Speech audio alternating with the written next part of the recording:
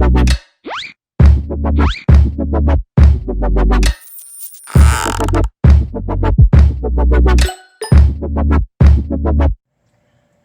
I'm Sarah. I'm Drew. I'm Emma. And I'm Hazen. We're the Andersons, and we're back with another full family review for Let's Table It. Today we're talking about Top Waffle. Designed by Zach Loveless. and published by Lovemore Games. Top Waffle is a fun family weight order fulfillment game where you are trying to sell your waffles for the highest price by adding the most toppings. There are also item cards that you can add that can help you sell your waffles. So let's start with some positives. What did everyone think that was good about the game? I really like the art in it. It just looks really cute. I agree with that. It's nice and bright. The colors are bright and they're fun. Yep. Fun different types of toppings. Do you have anything you liked? Well, I like that it's not, you're making different things. You're making like the same kind.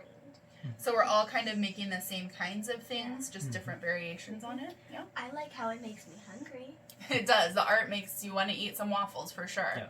I like that with the inclusion of the tool cards or item, it really helps to keep it from being all about the luck of the draw. Mm-hmm.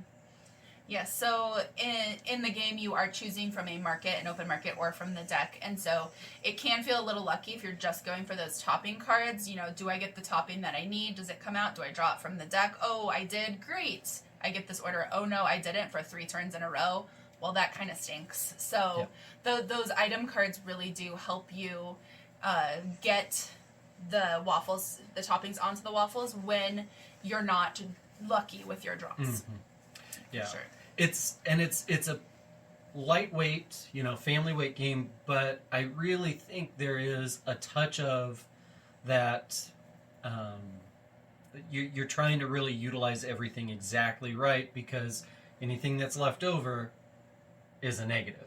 Yes, so the game is divided up into 3 separate rounds, and at the end of each day or round, you have to trash all of your ingredients. You can't carry them over. You can keep your items, but not your ingredients. And those are going to be worth negative points, and some cards are worth 2 negative points at the end. So you have to be really careful. How many orders are left for me to fulfill? Do I have time to get what I need? Do I not? Do I just want to kind of save up some items instead of going for a bunch of toppings that are going to cost me negative? There is a little strategy to it, more than I initially thought. Yeah. Definitely. I have flip-flopped my opinion on this one just a little bit. The first time we played, I went heavy into those toppings. I wasn't getting what I needed. I was able to fulfill very few orders, and so that was a very frustrating play for me. Our second play, I didn't really take those toppings unless I knew I was going to be able to use them, and went way harder into the items, and that was a lot more successful, and it just felt better to me. It didn't feel as lucky. It felt like I had control over what was going on, and so I think once you delve into it, on the surface it is a quick, light, lucky game. But on multiple playthroughs, you start to see those strategies and how those item cards can stack and work towards something for you. There ends up being a little more to it than initially, I thought. Did anybody have any negatives? I don't think so. Nothing negative for you? Sometimes making me hungry kind of was a negative. I think, you've got to go into it with the right mindset. You're going to be going for something. You're going to be 1 card off. Somebody's going to grab that order. You've got to be okay with it and just roll with it. But again, that's where the items help, because it's not all about the toppings, and that makes a big difference. Yes, that is something our family in general struggles with just a little bit. Like, we don't want to take something that somebody else has been working for, and so will you sacrifice your own to take something? But then when you do take something and you didn't know somebody was working for it, and they get upset, or you feel bad because they've been saving up this whole time.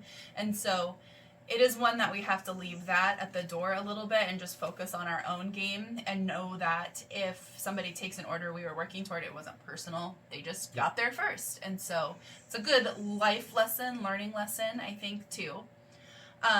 My little bit of a negative is how lucky it is. And for such a lucky game, it does play just a little bit long. So I would prefer my lucky games to be 10-15 minutes. You play around, you didn't have good luck. Okay, let's reset. Let's do it again. See if anything's different this time.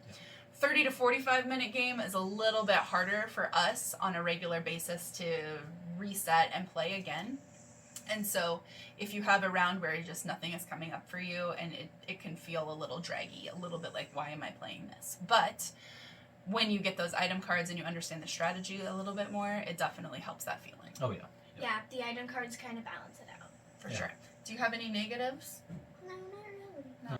This has been our review of Top Waffle. If you are interested in finding out more of it, please check out my How to Play video. If you would like more board game content, reviews, previews, and how to play videos, make sure you're subscribed to Let's Table It. And if you are more interested in our family gaming adventures, you can follow me on Instagram at Sarah Always Loses. Thanks for watching.